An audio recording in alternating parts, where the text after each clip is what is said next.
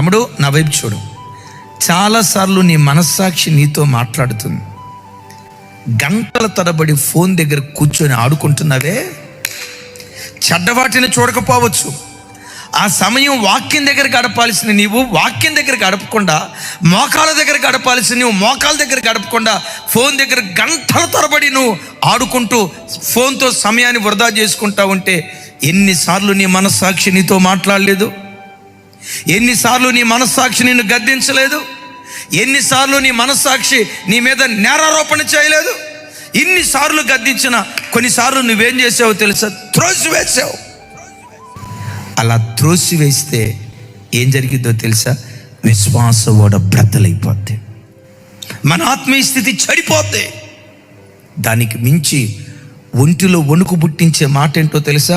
మనస్సాక్షిని పదే పదే తృణీకరించి వాత వేయబడిన స్థితిలో ఎవరైతే బ్రతుకుతారో వారినట్ట దేవుడు, వినండి, వాడు సైతాను చేతికి అప్పగించబడతాడట. ఇక సైతాను చేతికి ఒకడు అప్పగించబడ్డా చేయకూడని నీచమైన కార్యాలు, చేయకూడని హేయమైన కార్యాలు, చేయకూడని లజ్జాకరమైన కార్యాలు, చేయకూడని అపవిత్రమైన కార్యాలు వాడు చేస్తూ వెళ్తాడు. ఒరే, వీడు చర్చికి వెళ్ళేవాడు కదా, ఇంత ఘోరంగా ఎట్లా బ్రతుకుతున్నాడు?